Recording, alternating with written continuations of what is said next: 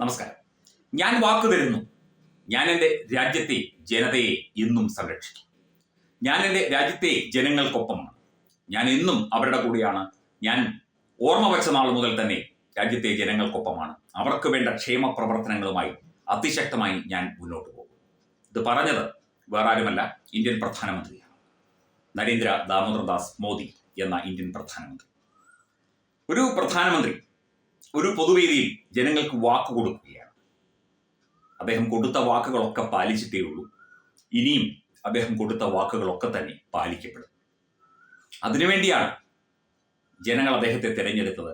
ജനങ്ങൾ ഞങ്ങളെ തിരഞ്ഞെടുത്തത്, അല്ലെങ്കിൽ എന്നെ രാജ്യത്തിന്റെ പ്രധാനമന്ത്രിയാക്കിയത് ജനങ്ങൾക്ക് വേണ്ടിയാണ്, ജനങ്ങളെ സംരക്ഷിക്കാൻ വേണ്ടിയാണ്, ജനങ്ങൾക്ക് സേവനം ചെയ്യാൻ വേണ്ടിയാണ് എന്നുള്ളതാണ്.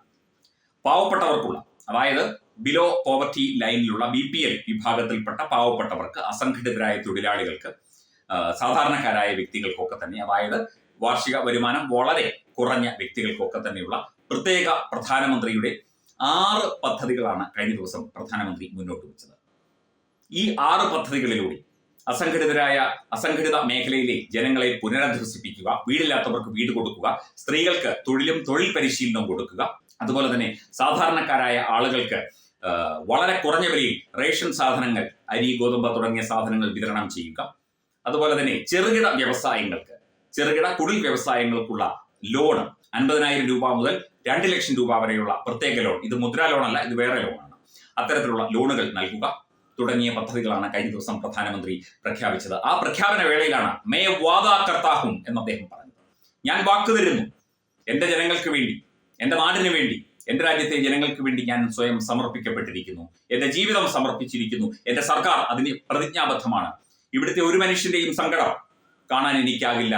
ആരും സങ്കടപ്പെടരുത്, ആരെയും സങ്കടപ്പെടുത്തുകയല്ല, എല്ലാവരെയും സന്തോഷിപ്പിക്കുകയും, വിദ്യാർത്ഥികൾ മുതൽ, കൊച്ചുകുഞ്ഞുങ്ങൾ മുതൽ, വിദ്യാർത്ഥികൾ മുതൽ, വനിതകൾ, പെൺകുട്ടികൾ, എല്ലാവരുടെയും സമസ്ത മേഖലകളിലെയും ഉന്നമനമാണ് എന്റെ ലക്ഷ്യം എന്ന് ഉറക്കെ പ്രഖ്യാപിക്കുകയായിരുന്നു കഴിഞ്ഞ ദിവസം പ്രധാനമന്ത്രി. തീർച്ചയായിട്ടും ഇത് ഈ 2014 മുതൽ തന്നെ, ഇപ്പം 3ാം നരേന്ദ്രമോദി സർക്കാരാണ്. ഒരു പരിവർത്തനത്തിന്റെ പാതയിലാണ് രാജ്യം. ഈ ഒരു ടേൺ കൂടി കഴിയുമ്പോൾ തീർച്ചയായിട്ടും അദ്ദേഹം തന്നെ പറഞ്ഞതുപോലെ 5ാം സാമ്പത്തിക ശക്തിയായിരുന്ന ഇന്ത്യ 3ാം സാമ്പത്തിക ശക്തിയായി ഉയരും. അത് തന്നെ ഏറ്റവും പ്രധാനപ്പെട്ട കാര്യമാണ്. രണ്ടാമത്, നമ്മൾ ഏതാണ്ട് 80% കാര്യങ്ങളിലും സ്വയം പര്യാപ്തത നേടും. അതായത് നമുക്ക് ഇറക്കുമതികൾ ഉണ്ടാകില്ല, കൂടുതലും കയറ്റുമതികളായിരിക്കും. അതുപോലെ തന്നെ ശാസ്ത്ര സാങ്കേതിക മേഖലയിൽ, പ്രത്യേകിച്ചും ബഹിരാകാശ ഗവേഷണ രംഗത്ത് നമ്മൾ അമേരിക്കയെയും മറ്റു രാജ്യങ്ങളെയും കവച്ചു വയ്ക്കും. ഈ ഒരു ടേൺ തീരുന്നതോടുകൂടി ഇന്ത്യ ഏറ്റവും പുതിയ വിജയപാതയിലേക്ക് എത്തും. ഏറ്റവും പുതിയ പ്രധാനമന്ത്രിയുടെ 100 ദിന കർമ്മ പരിപാടി ഉണ്ടായിരുന്നു. കൃത്യമായി തന്നെ അത് ആവിഷ്കരിച്ച് കൃത്യമായി തന്നെ അത് നടപ്പിലാക്കി കഴിഞ്ഞു. അടുത്തത് ഇനി 1 വർഷത്തെ കർമ്മ പരിപാടിയാണ്.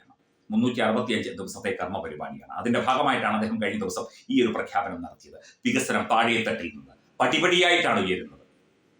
അടിയിൽ നിന്ന് ശക്തമായി തറ കെട്ടിപ്പൊക്കിയെങ്കിൽ മാത്രമേ ആ കെട്ടിടത്തിന് ശക്തി ഉണ്ടാകൂ, ആ കെട്ടിടം ശക്തമായി നിലകൊള്ളൂ, മനോഹരമായി നിലകൊള്ളൂ, കേടുപാടുകളില്ലാതെ നിലകൊള്ളുകയുള്ളൂ. അത് പ്രധാനമന്ത്രിക്ക് നന്നായിട്ടറിയാം. അതുകൊണ്ട് താഴേക്കിടയിലുള്ള മനുഷ്യരെ മനസ്സിലാക്കിക്കൊണ്ട്, മനുഷ്യരുടെ ഹൃദയം അറിഞ്ഞുകൊണ്ടുള്ള വികസനമാണ് നരേന്ദ്രമോദി പ്രഖ്യാപിച്ചത് രാജ്യത്തിന് വേണ്ടി. ഞാൻ വാക്കു തരുന്നു. അദ്ദേഹം തന്ന വാക്കെല്ലാം പാലിച്ചിട്ടുള്ളവനാണ്, ഇനിയും പാലിക്കുക തന്നെ ചെയ്യും. Edubix online executive education, focus physiotherapy centre Pattom, Unnat engineering Gujarat, തീർത്ഥയാത്ര.com, അയൺ ബിൽഡ് ഗുജറാത്ത്.